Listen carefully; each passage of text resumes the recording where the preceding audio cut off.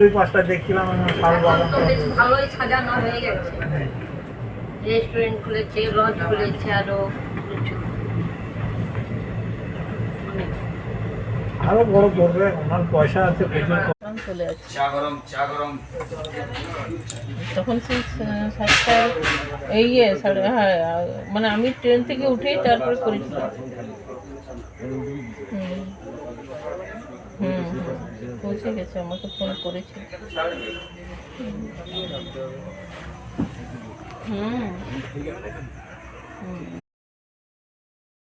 জানি না, ওই যে হ্যাঁ, পাঁচমোড়ার যে ভদ্রলোক, ভজন দত্ত ওনার নাম।